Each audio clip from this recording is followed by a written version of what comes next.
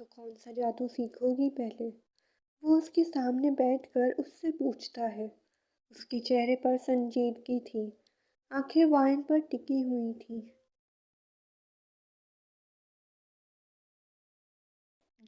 جو بھی آپ سکھا دیں، کچھ بھی، وہ گھبراتے ہوئے بولی۔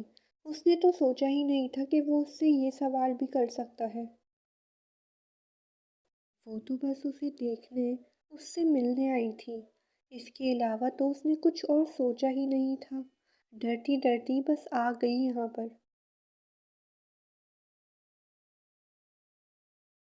کچھ بھی؟ کچھ بھی کا کیا مطلب ہے؟ جادو سیکھنے آئی ہو نا؟ تو سوچا نہیں کون سا جادو پہلے سیکھو گی؟ اس نے اسے گھورا۔ جادو سیکھنا بھی ہے تمہیں یا بس ویسے ہی میرا وقت برباد کرنے آ گئی ہو؟ اس کے لہجے کی سختی ویسی ہی تھی۔ وائن کا دل مانو حلق میں آنے کو تھا۔ اسے تو لگا تھا کہ یہ شخص بہت نرم مزاج اور خوش اخلاق ہوگا، لیکن یہ تو الٹ ہی نکلا۔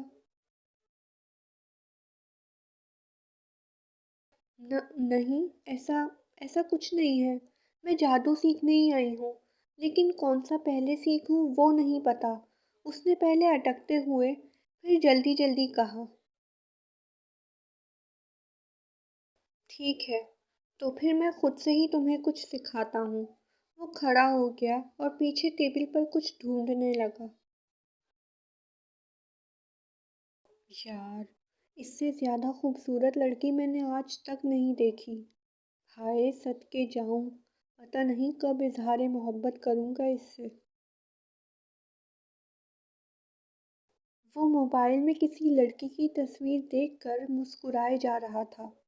جب سے اسے دیکھا ہے، میرا دل کہیں نہیں لگتا۔ میں اسے کبھی خود سے الگ نہیں ہونے دوں گا، ہمیشہ اپنے پاس رکھوں گا، ہمیشہ اس کی حفاظت کروں گا، اور وعدہ کرتا ہوں اسے اپنا بنا کر رہوں گا، یہ میری بنے گی۔ وہ خود سے کہتا دل ہی دل میں خوش ہوئے جا رہا تھا۔ یہ دیکھو، وہ موبائل کے اندر سے اسکارف نکالتا ہے۔ اب اس کی ٹرک یہ ہے کہ موبائل کے پیچھے ایسا کور لگا دیں اور اسکارف اس طرح سے نکلنے لگے گا۔ وہ اسے پہلی ٹرک بتاتا ہے۔ امید ہے یار میں نے صحیح بتایا ہے، آپ لوگ کو سمجھ آ گئی ہوگی۔ اب اس میں دیکھو، پینسل کیسے آر پار کی جائے گی۔ ہم دو پینسل لیں گے، آدھی نیچے ہوگی اور آدھی اوپر۔ وہ پینسل کی ٹرک بتاتا ہے۔ اس کارڈ کی ٹرک میں ہم آدھا کارڈ کاٹ دیں گے اور دوسرا کارڈ اس کے پیچھے لگا دیں گے، اور اس طرح یہ سامنے والے کو دکھے گا۔ سوری گائز، میں اس سے زیادہ نہیں کر سکتی تھی۔ تو بتاؤ ساری ٹرک صحیح سے سمجھ آئی نا؟ اس نے سامنے صوفے پر بیٹھتے ہوئے پوچھا، لیکن وائن کوئی جواب نہیں دیتی۔ سمجھی یا نہیں؟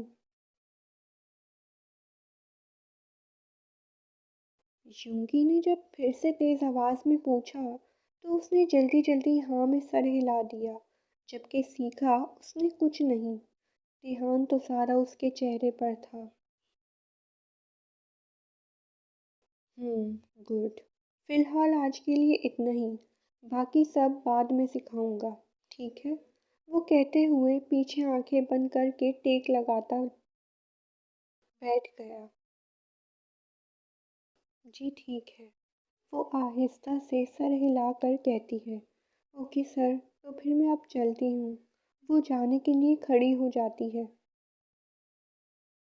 نہیں رکو، بیٹھ جاؤ، میں چائے بنا کر لاتا ہوں۔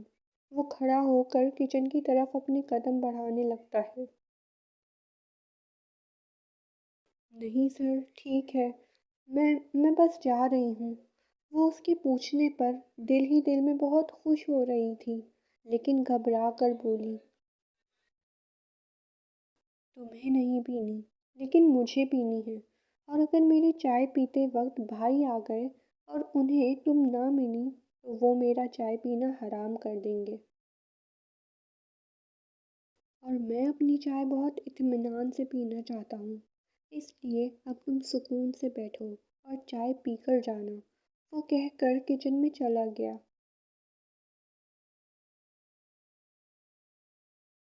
وہ بھی اپنے دل کی تتلیوں کو سنبھالتے ہوئے واپس اپنی جگہ پر مسکراتے ہوئے بیٹھ گئی اور اس کا انتظار کرنے لگی۔ تقریباً 10-15 منٹ بعد وہ 2 کپ چائے لے کر آتا ہے، ایک کپ وائن کو دیتا ہے اور دوسرا خود لے کر سامنے بیٹھ جاتا ہے۔ وہ دونوں خاموشی سے اپنی اپنی چائے پیتے ہیں، کیونکہ ایک تو نظر سامنے بیٹھی وائن پر ڈالتا ہے لیکن کچھ کہتا نہیں۔ وہ آہستہ آہستہ اپنی چائے پیتی، اس امید پر کہ شاید اب وہ اس سے کچھ بات کرے گا، لیکن وہ تو اپنی چائے پینے میں بہت مصروف تھا۔ جب وائن کو لگا کہ اب وہ کوئی بات نہیں کرے گا تو ایک ہی سانس میں اپنی چائے گٹک گئی۔ اچھا سر میں چلتی ہوں، وہ جانے کے لیے پلٹی۔ ارے وائن، کہاں جا رہی ہو گئی کیا پریکٹس؟ وہ پیچھے سے آتے ہوئے پوچھنے لگا۔ جی ہو گئی، بس اب گھر جاؤں گی ورنہ بہت دیر ہو جائے گی، وہ مسکراتے ہوئے کہتی ہے۔ اس کے ساتھ وہ گھبراتی یا ڈرتی نہیں تھی۔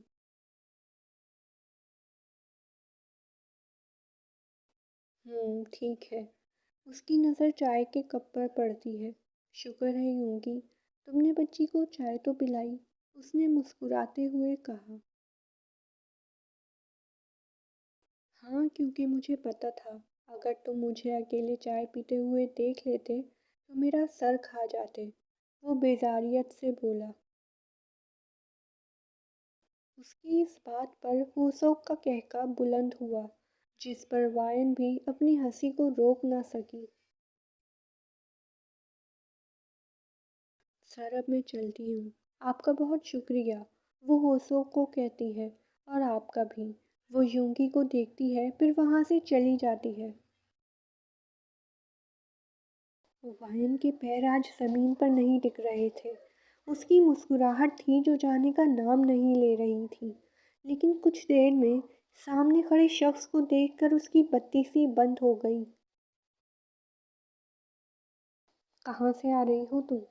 جہاں تک میرا خیال ہے اس وقت تو تم گھر پر ہی ہوتی ہو، وہ اسے گھورتے ہوئے پوچھتا ہے۔